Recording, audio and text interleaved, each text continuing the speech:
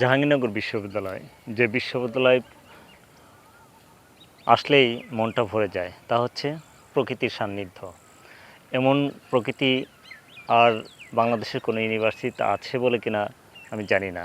থাকতে পারে সেটা চট্টগ্রাম বিশ্ববিদ্যালয় অথবা রাজশাহী ইউনিভার্সিটি, কিন্তু জাহাঙ্গীরনগর ইউনিভার্সিটির এক অন্যতম বৈশিষ্ট্য হচ্ছে ইউনিভার্সিটির ভেতরেই অনেক সুন্দর জায়গা রয়েছে। তো আজকে এসেছি আমি মনপুরা দ্বীপ নামে খ্যাত জাহাঙ্গীরনগর বিশ্ববিদ্যালয়ের এই জায়গাটাতে, যে জায়গাটা একটু উঁচু দ্বীপের মতো রয়েছে।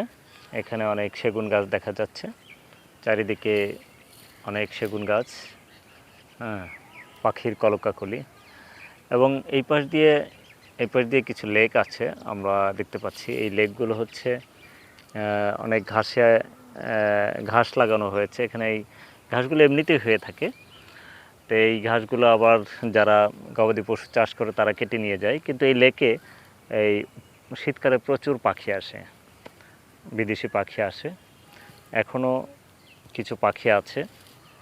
তো আমি সামনের দিকে গিয়েছিলাম, কিন্তু একা এই অরণ্যের মধ্যে ভেতরে যেতে আমার ভয় লাগে, কারণ হচ্ছে অনেক অনেক ভেতরে চলে গেলে আমি আবার একা একা আস্তে আস্তে সময় লাগবে। তো এখানে যে জায়গাটা আমি দেখাচ্ছি, এই জায়গাটা হচ্ছে জাহাঙ্গীরনগরের খুব সুন্দর একটি জায়গা। চারিদিকে দেখতে পাচ্ছি সেগুন গাছ। এই সেগুন গাছগুলোও আলাদা নান্দনিক বৈশিষ্ট্য জাহাঙ্গীরনগর বিশ্ববিদ্যালয়ের। গাছগুলো এমনিতেই হয়ে থাকে, দেখছেন কত সুন্দর পাখি ডাকছে। ঢাকার অদূরে এমন বিশ্ববিদ্যালয়, এমন প্রকৃতি পাওয়াটা খুবই কঠিন। আকাশে কিছু পাখি উড়ে যাচ্ছে, আমরা শুনতে পাচ্ছি কাঠবিড়ালির ডাক, তারপরে হচ্ছে কাঠকোরানি যে পাখি বলে থাকি সেটাও ডাকছে, ঝিঝি পোকা ডাকছে। লেকের দিকে যখন যায় তখন ডাহুক ডাকছে। তো বিভিন্ন ধরনের পাখি, তো পাখি উড়ে যাওয়া, পাখির আসা, এই জন্য অন্যরকম একটা দৃশ্য। তো এখানে বিভিন্ন প্রজাতির গাছ আছে, যে গাছগুলো সাধারণত গ্রামে গঞ্জে দেখা যায়, আমরা সাধারণত শহরে এগুলো দেখতে পাই না। তো এই জাহাঙ্গীরনগরে আসলেই একটু ভালো লাগে, মনটা ভালো হয়ে যায়। কারণ হচ্ছে ঢাকা শহরে যান্ত্রিক জীবনের মধ্যে থাকতে থাকতে আর ভালো লাগে না। তো জাহাঙ্গীরনগরে আসলেই আমি একটু প্রকৃতির মধ্যে ঢুকতে চাই, একটু অক্সিজেন নিতে চাই। দেখছেন কত সুন্দর নির্মল গাছ।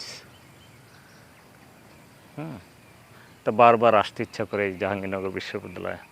আমি যদিও জাহাঙ্গীরনগরে পড়ি নাই, ঢাকা বিশ্ববিদ্যালয়ে ইংরেজিতে পড়াশোনা করেছি, তারপরও আমার কাছে মনে হয়েছে যে জাহাঙ্গীরনগরে পড়তে পারলে আমি খুব সৌভাগ্য হতো। কারণ হচ্ছে এই প্রকৃতি আমি অনুভব করি, আমি যা পাই নাই।